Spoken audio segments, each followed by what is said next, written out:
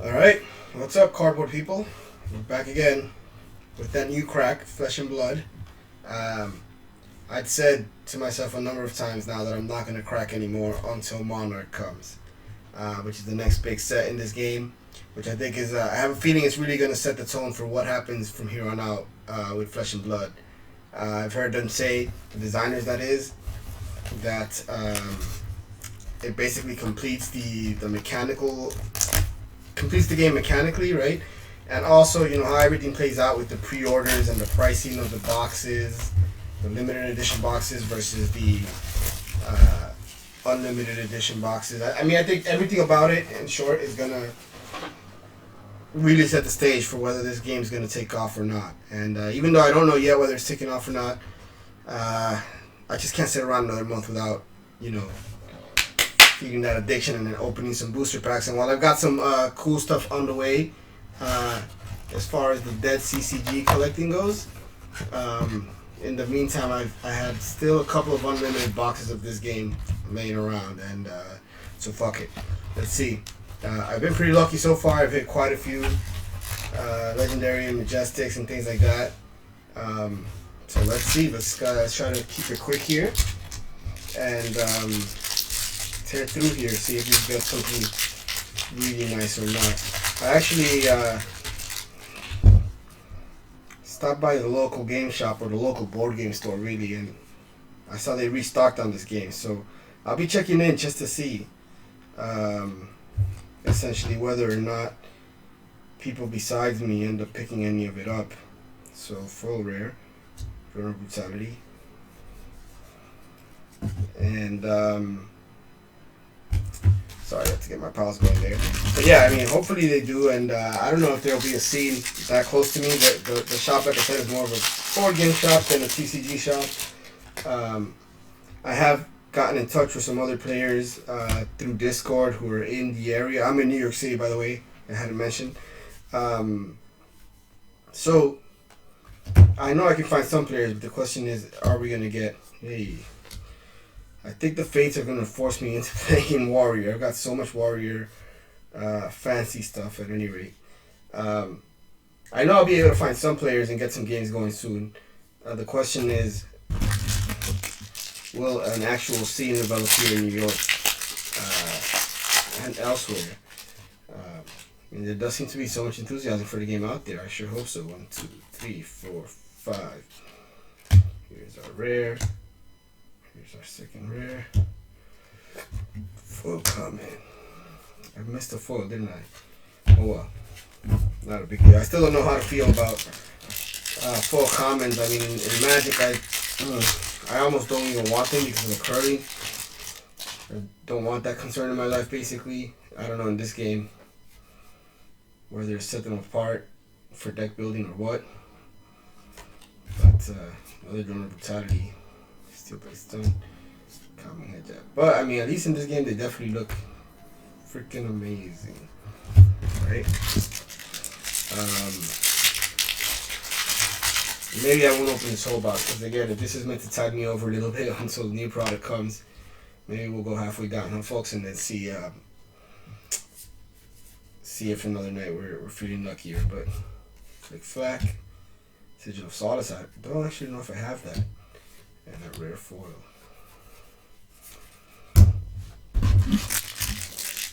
It's funny I guess the tiers they use for the cards here, at least especially in this set where they had the super rares above the rares and then the majestics and legendaries. I'm not sure, I guess in general would most people say that a rare in this game is basically an uncommon? I mean, it is right up above common, so Time Snap Potion and Stroke of Foresight. I always love this art. Even from the first time I opened it, this is incredible. Incredibly violent. Yep.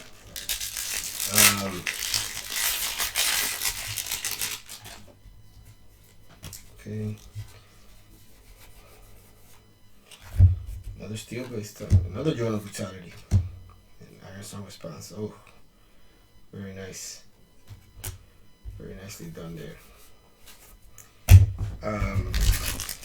I listened to a couple of really cool interviews with the chief of Legend Story Studios, James White, I think that's his name. He was saying all the right things. I like that. I'm very keen right now on getting involved in a game where the people behind it have priorities, ambitions. Ooh, Showtime and full Showtime. Wow, look at that. That looks fantastic. They have priorities or desires, ambitions that go beyond just typical corporate make money. I was also listening to an interview with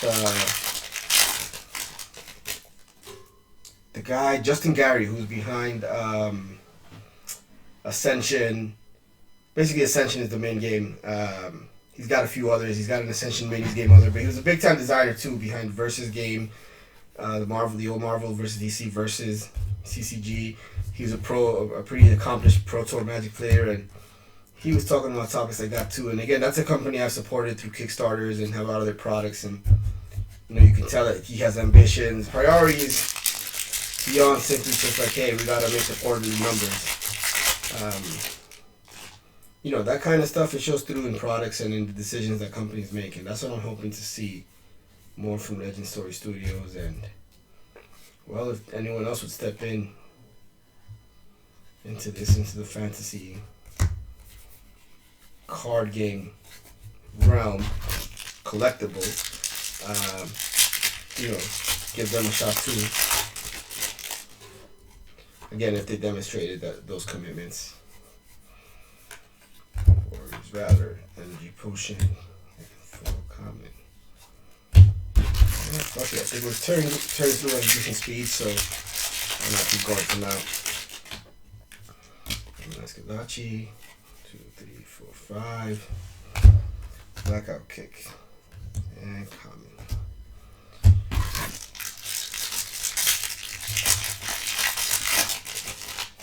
Yeah, so it's when you have like such a niche hobby like this, you want to see these games succeed, see them get big.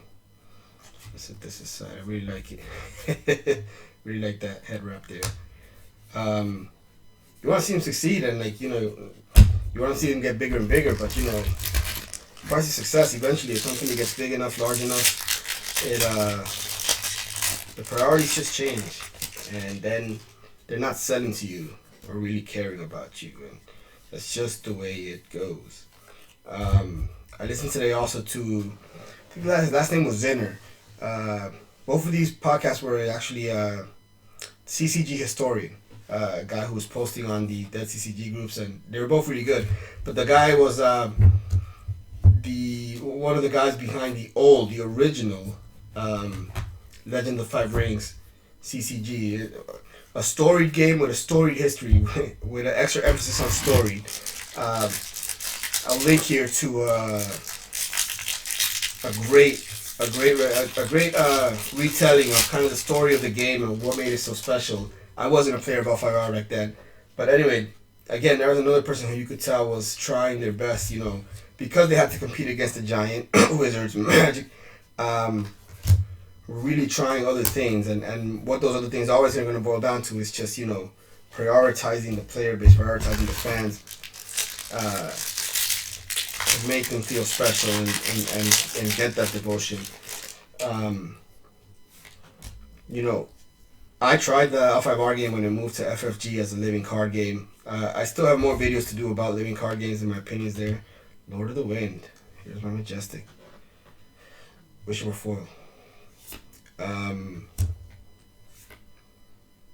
But I feel like that's another company where similar things happen, where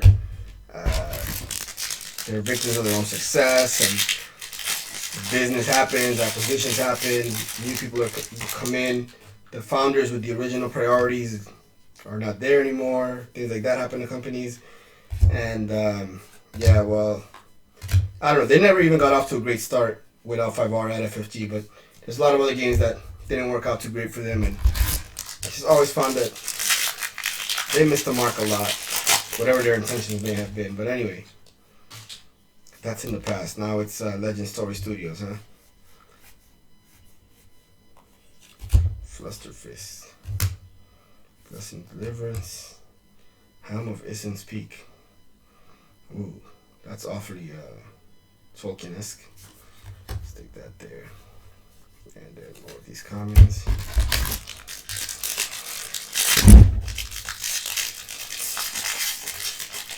Alright guys, wow. This has gone a little faster than I had hoped in terms of spreading out that that crack fix. But that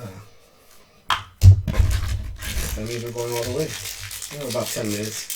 Not bad for a box cracking, huh? Hopefully my droning and passive aggressive comments about other game companies is not boring you too much, huh? Another Steel Blade stun. Barrage and beat down. And staunch response. You know, I'm hoping to get some of my own circle into this.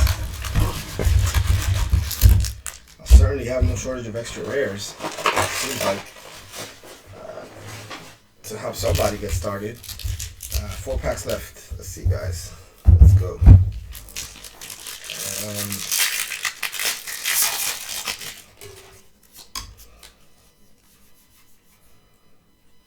Regular one. Another Lord of Wind, 2 in 1 box. And that's pretty cool. Speaking about 5R, that's a very samurai-esque kind of helmet there, huh?